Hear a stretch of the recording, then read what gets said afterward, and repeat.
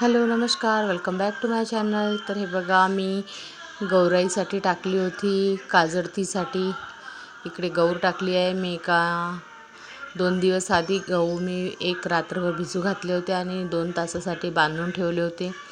त्यानंतर मी एका मोठ्या कोपरमध्ये, यातच आम्ही गौर काढत असतो दरवर्षी, आणि या कोपरमध्ये अशी माती पसरवून घेतलेली आहे.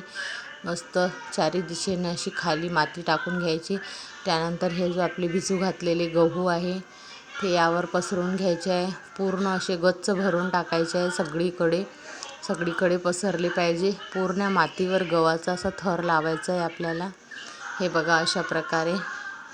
आणि त्यानंतर त्यावर परत मातीचा एक थर लावायचा आहे. अशा प्रकारे त्यावर पूर्ण मातीचा एक थर परत लावून घ्यायचा आहे. पूर्ण गहू असे मातीनं दबले पाहिजे. हे बघा अशा प्रकारे मी जसं करत आहे अशा प्रकारे मी गौर टाकलेली होती. आणि हे असं झालं आहे. पूर्ण गहू आपल्याला मातीनं झाकून घ्यायचे आहे. त्यानंतर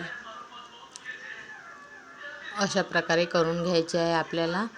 आणि पूर्ण आपले गहू जसे हे आहे दिसले नाही पाहिजे मातीमुळे, त्यांना मग कसं छानपैकी कोमेजून जातात ते, आणि लगेच दुसऱ्या दिवसपासूनच आपले गौर छान निघतात. त्यानंतर त्यावर थोडा पाण्याचा शिपका मारून घ्यायचा आहे.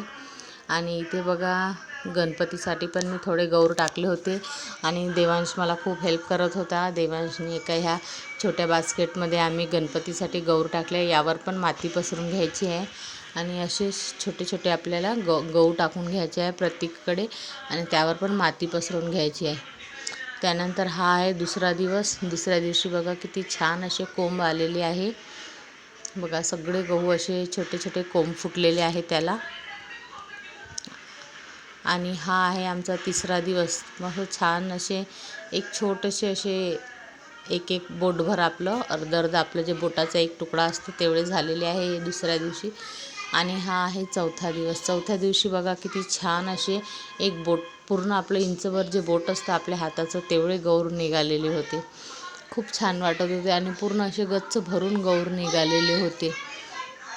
आणि हा आहे 5वा दिवस. 5व्या दिवशी पण बघा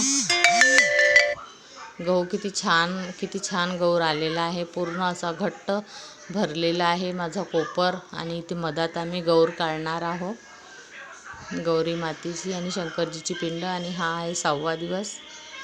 बघा 6व्या दिवशी पण बघा किती मस्त हिरवं छान गवत दिसत आहे. आणि फायनल हा आमचा 7वा दिवस, ज्या दिवशी आमची पूजा होती. अशी आमची पूजा काढली आणि आम्ही फोटो काढले. Thank you for watching.